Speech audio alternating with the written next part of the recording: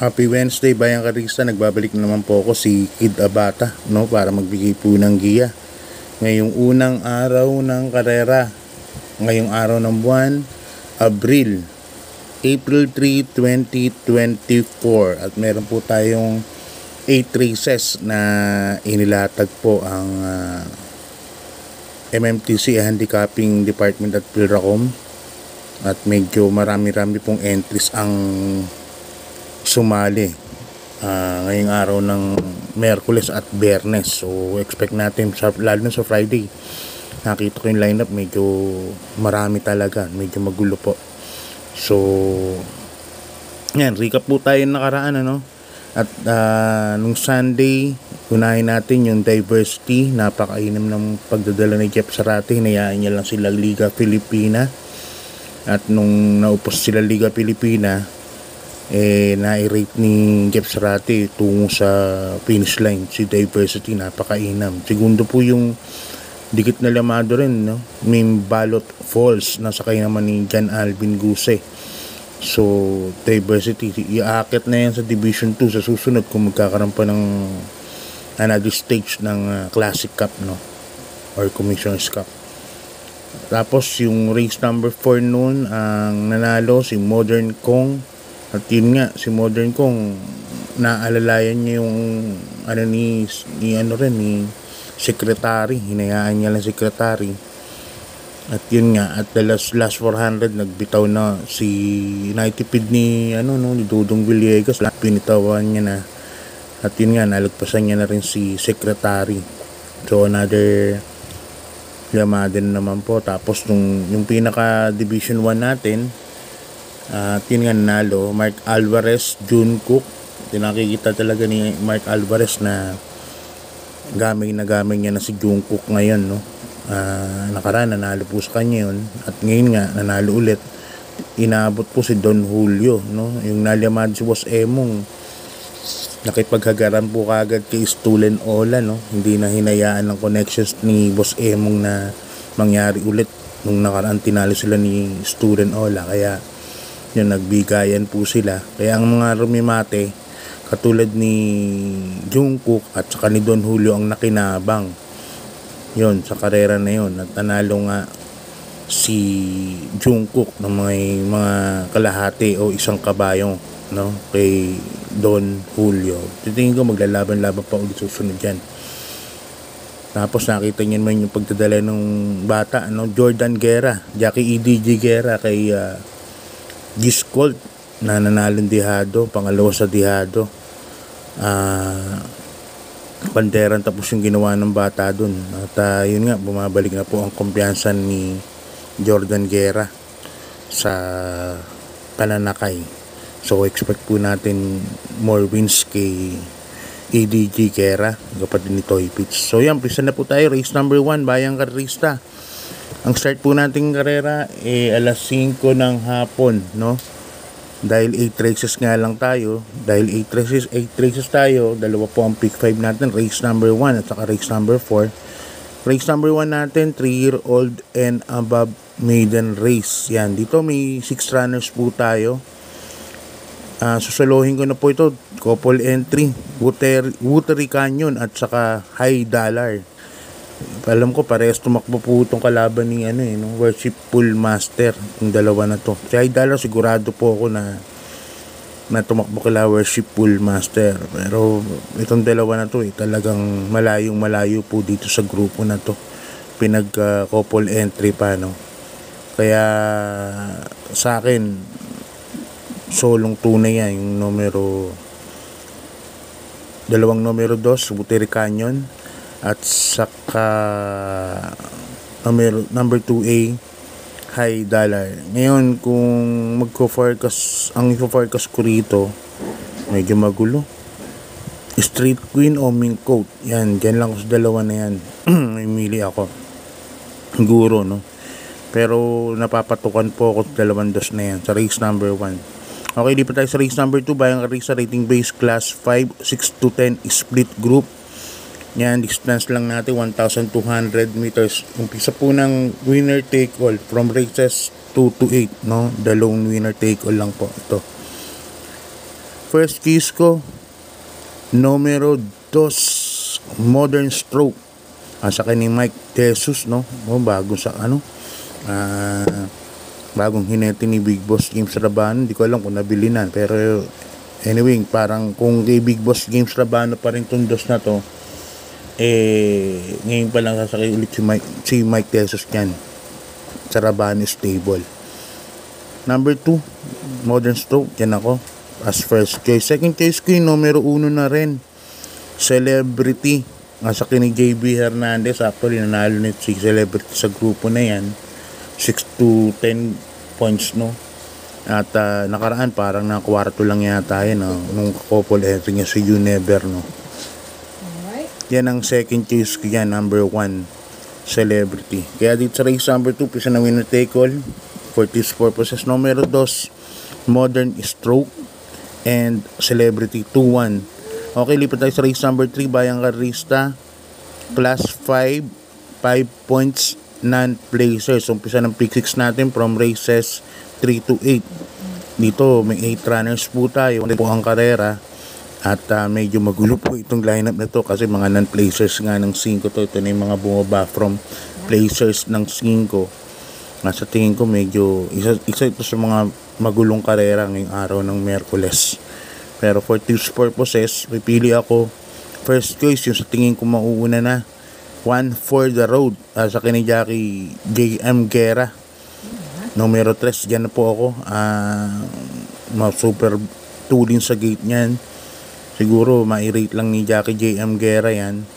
Malaki na po ang panalo. Kaya yan ang first choice. So second choice ko, number 4, Habulin. Ito bagong baba from placers to. Ngayon non-placers na lang. Sa akin naman nung gumagaling dahil na apprentice jockey na si A.R. Ramos, nakakadalawa na po yan. Jockey A.R. Ramos, minus 4 kilograms. Third choice ko, sa kay ni Jordan Guerra, number 7, This Song. Ganda numero, baka magkaroon ng liksahan, bumilis ang pacing. Itong si Jisong, malakas po ang remate niyan, baka makaremate, no? Makadagit ng mga faltered na Rista 5. Yan. Ang first case ko, numero 4, Den. At saka ni Jackie Ace Aguila. Sa tingin ko, wala nang pauunahin to. Tapos, binilik sa Ace Jackie, no? Ng Aguila Stable. Jackie Ace Aguila, IL Aguila. Kaya number 4, Den. Second choice ko yun, segundo nakaraan, numero 6, Don Damiano. Nasa kindong bata, A.R. Ramos. Ito, segundo po last time yan, inabot lang din. Malakas din po ang laban. Ito, baka abangan lang ng bata to, si Den. So, dahil nga 1,200 meters lang yan, sa tingin ko, abangan lang po yan. Yan, ngayon kung may puhunan pa kayo, no, sama nyo na rin yung uno. Ngayon, tingin ko wala nang lulusot yan. So 4-6-1 na yan, Great Angie. Pero for this purposes, dalawa lang pinili ko. Number 4, Den. And number 6, Don Damiano. Lipat tayo sa race number 5, Bayang Karista, rating base class 5. Yan, 5 points split. Yan, placers naman to, mga placers naman ng 5. Dito may 13 runners po tayo on to 1,400 meters. First case ko, numero 5, Rise Up. Sa ni Jackie Mike Dugas de Jesus. Yan, kamay niya yung angkop yung distansya sa kanya, 1,400 meters. At tingin ko makakapesto po kagad sa gitna to, no? Gitna ng alisan. Siguro mga pang-6, pang-7. Yan, laki na po panalo yan.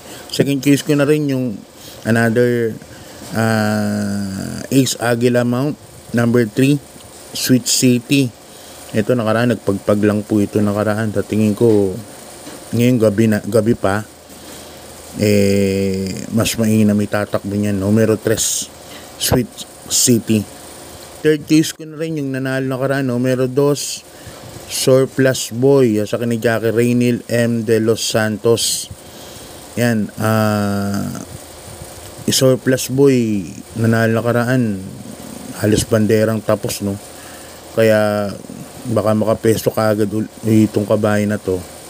Malaki, may panalo na rin po. So yan, lipat na po tayo sa race number 6, Bayang Karerista, Class 5, 6 points to 10 points. Distance natin 1,200 meters lang kasi may 7 runners lang po tayo dito sa karera na to. Mga 7 pointers lang po ito, no. First case ko, numero 4, Etnad, another Ace Aguila Mount. Yan, mukhang Ace Aguila Day ngayon, ha. Diyan ako, numero 4, Etnad. May bilis po itong kabayo na to. 1,200 meters lang, sa tingin ko bandera po ito dito sa karera na to, si Etnad, numero 4. Kaya yan po ang first case ko. Second case ko, numero 3, Love Radio. Sasakyan naman ni Jan Alvin Guse. Ito naman, pagka nakapesto rin ng maganda sa alisan, medyo may panalo na rin po yan. Kaya dito sa race number 6, dalawa pili ko, numero 4, Etnad. Nakaraan, ganda na po ng tinakbo ni Etnad. Inabot lang yan last 200 meters or so. Tatlo silang nag-uunahan nun, no? Mabilis yung pacing. Second choice ko, numero 3, Love Radio.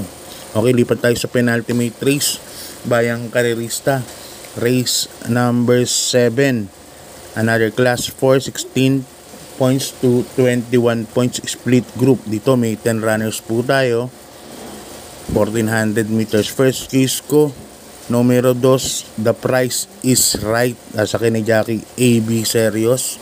Ito, inabot lang ni work from home to last time. Sakay din ni AB Serios, inabot lang siya. At saka bandera po kagad siya noon time na yun. Tingin ko, ganun din po ang gagawin niya ngayon. At tingin ko, bandera pa rin po ito, numero 2, The Price is Right. Yan po ako as first choice. Second choice ko, imported, number 7, maaasahan. Sa akin ni Jackie Allison Pabilik. Yan, pagka bumilis ang pacing, asahan nyo si maaasahan. Darating po yan, kaya malaki rin po. May panalo din po sa akin yan. Tapos lalagyan ko po ng third choice dahil 1,400 meters, numero 3, Oradas Gray. At saka naman ni Kelvin Abobo. Ito gamay ni Kelvin Abobo to si Oradas Gray.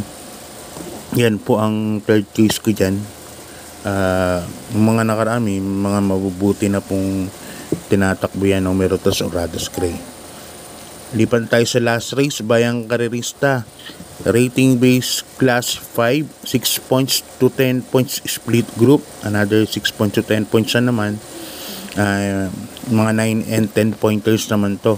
Dito may 12 runners po tayo, but 11 betting options lang. Yan. First case ko, numero 11, Pay the Lady. Sa akin ni Jackie Charles Reyes. Nakaraan, hindi lang po nauna yan nakaraan sa Pay the Lady. Pero maganda na po ang itinakbo ni Pay the Lady nun.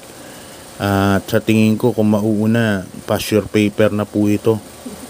Numero 11, Pay the Lady.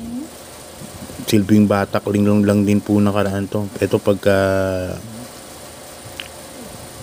inano ng connection, binigyan importansya ng connection, tingin ko lamang po ito, numero 11, Pay the Lady.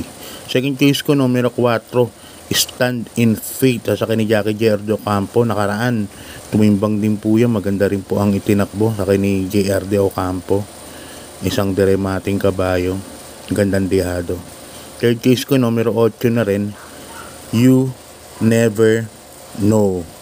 Yan, sa akin ni Jackie Kelvin Abobo. Alam naman natin kamay po ni Kelvin. Kaya dito sa last race, Pay the Lady, parang lamang sa akin. Tapos second case ko, number 4, Stand in Faith and You Never Know. So Bayang Karerista, hanggang dito na lang. Shout out ko si advance happy birthday kay Boss Boy Dansar Sarmiento. Yan, galing kay Boss Francis Tonido. Advance happy birthday po sa inyo, Boss Dansar Sarmiento. Tapos pati na kay Boss Paulo, happy birthday ngayon April 2, ngayong araw ng Martes, no? Happy birthday, Boss Pau. So ano pa ba yun, good luck po and God bless. Maraming salamat po sa support.